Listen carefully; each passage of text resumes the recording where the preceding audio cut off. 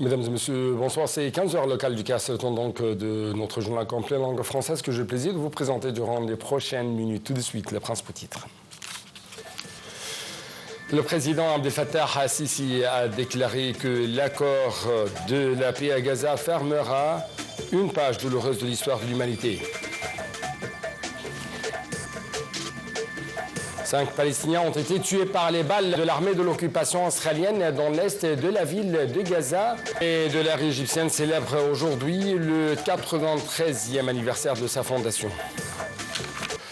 À l'une de l'actualité, c'est le président égyptien Abdel Fattah al-Sisi qui a publié un décret appelant le Sénat à l'ouverture de la première session de la deuxième législature le samedi prochain. Selon le décret publié dans le journal officiel, l'ouverture doit avoir lieu à 11h le matin.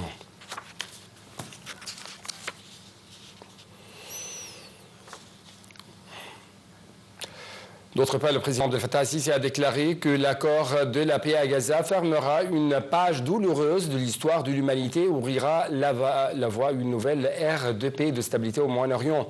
Cette déclaration a été faite lors d'une conférence de presse tenue à l'issue du sommet de la paix de Sharm el-Sheikh, co-présidé par M. le président Sisi et son homologue américain Donald Trump en présence de 20 dirigeants du monde. Le président Sisi a ajouté que cet accord offre un meilleur avenir au peuple de la région, exprimant son soutien à son aspiration pour mettre en œuvre le plan américain afin de réaliser un horizon politique nécessaire pour mettre en application la solution à deux États considérée comme le seul moyen pour réaliser les aspirations légitimes de deux peuples palestiniens et israéliens à mettre terme au conflit et vivre en sécurité. Le président Abdel Fattah al-Sisi et ses homologues, les leaders des États-Unis, de la Turquie et du Qatar ont signé l'accord stipulant cessez-le-feu à Gaza en présence de 31 chefs d'État d'organisations internationales. Les leaders ont paraphié le document en tant que pays garant de l'accord dont à mettre un terme à la guerre. Le président américain Donald Trump a pour sa part souligné que l'accord renferme les règles, les préparatifs et d'autres détails. Trump a salué les efforts déployés par l'Égypte et le président Sisi pour mettre fin à la guerre à Gaza. Il a en outre exprimé sa gratitude vis-à-vis des pays islamiques qui ont contribué à réaliser une grande percée dans la crise qui sévissait dans la région.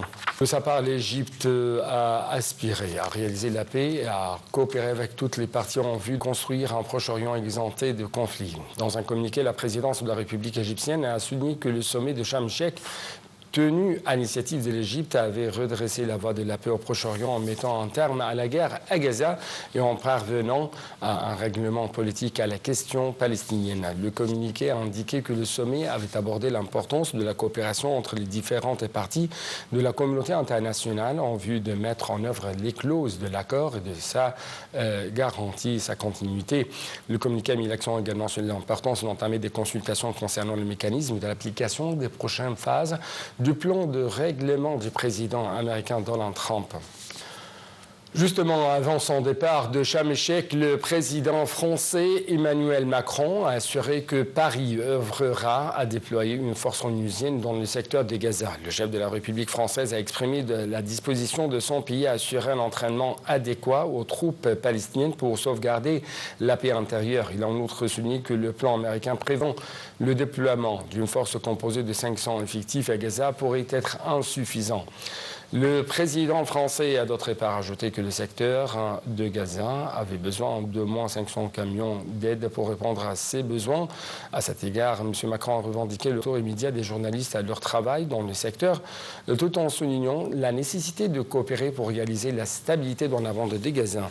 Sur le terrain, le mouvement Hamas a libéré hier les 20 derniers otages israéliens encore en vie retenus dans la bande de Gaza en échange de prisonniers palestiniens au 4e jour de cessez-le-feu conclu sur la base du plan du président américain Donald Trump. En vertu de cet accord annoncé la semaine dernière par Donald Trump, les 20 derniers otages israéliens vivants ont été libérés et ont regagné Israël. Le Hamas a remis à Israël via la Croix-Rouge le corps de 4 otages morts à Gaza. Le Hamas doit encore remettre les dépouilles de 24 autres otages. En contrepartie, Israël a relâché 1968 prisonniers palestiniens. Plusieurs bus transportant les prisonniers libérés ont été accueillis par les foules en liesse à Ramallah, en Cisjordanie, occupée par Israël, et à Khan Younis, dans la bande de Gaza. La coalition nationale pour l'action développementale se prépare donc pour acheminer un convoi d'aide aux Palestiniens à Gaza. Le Croissant Rouge égyptien souligne ne pas pouvoir introduire les aides à travers les points de passage de l'Ouga de Karl Abou Salem à cause des vacances des fêtes religieuses en Israël. Sur le terrain, 5 Palestiniens ont été tués par les balles de l'armée de l'occupation israélienne dans l'est de la ville de Gaza et de Khan Younis, située au sud de la bande de Gaza, 5 jours après l'entrée en vigueur de l'accord du cessez-le-feu. Selon l'agence de presse palestinienne Wafa, des drones de l'armée de l'occupation israélienne ont visé des citoyens tandis qu'elle a inspecté leur maison dans le quartier de Shejari, prétendant que le suspect était proche des installations militaires au nord de la bande de Gaza. De retour en Égypte, où le Premier ministre Dr Moustapha Madbouli a inspecté les étapes des essais de la mise en service de la gigantesque station d'interconnexion électrique égypto-saoudienne à une tension de 500 kV en courant continue dans la cité de Badr. M. Madbouli a indiqué que cette station est l'un des piliers les plus importants du projet d'interconnexion électrique entre l'Égypte et l'Arabie saoudite et qui constitue également un modèle efficace d'intégration énergétique arabe. Madbouli a de même précisé que cette station est le premier commun de son genre dans le Moyen-Orient et qu'il constitue le noyau d'une interconnexion électrique entre les 3 continents, à savoir l'Afrique, l'Asie et l'Europe. Madbouli a également indiqué que ce projet repose sur une vision claire et un plan intégré visant à accroître l'efficacité du système énergétique, à trouver des solutions urgentes et durables afin de stabiliser le réseau unifié et afin d'améliorer la qualité du service.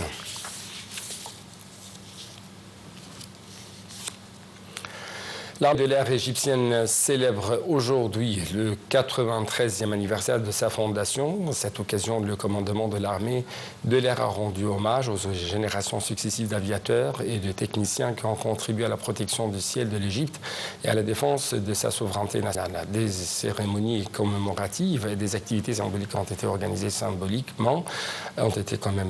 dans plusieurs bases aériennes à travers le pays. Sur le plan économique, la Chine s'est dite mardi prête à se battre jusqu'au bout s'il le faut, tout en déclarant rester ouverte à la discussion après l'annonce par le président américain Donald Trump de nouveaux droits de douane.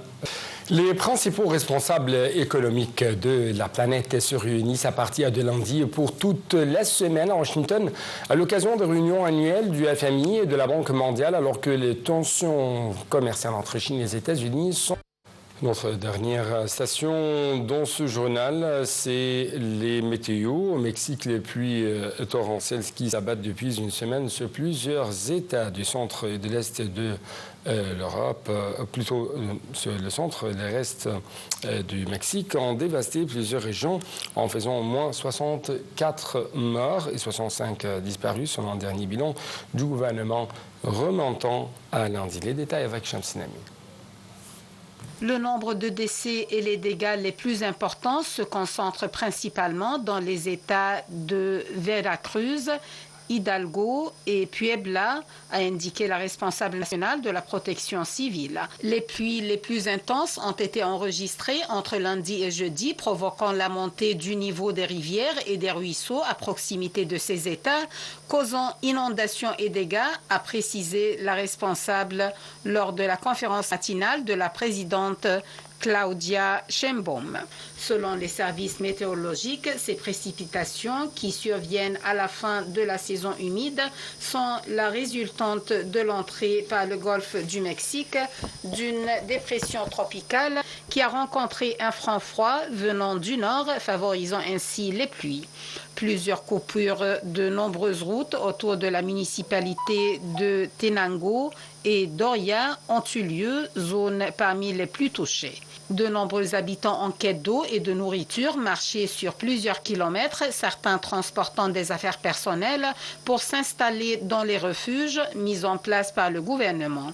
Les magasins du centre-ville sont privés d'électricité et les habitants se rassemblent sur la place centrale pour s'informer de la réouverture des routes et de la coordination des secours. Donc, c'était tout pour cette édition de notre journal complet en langue française. Merci beaucoup pour votre attention toujours. Ensuite, de nos programmes sur votre deuxième chaîne nationale. Au revoir.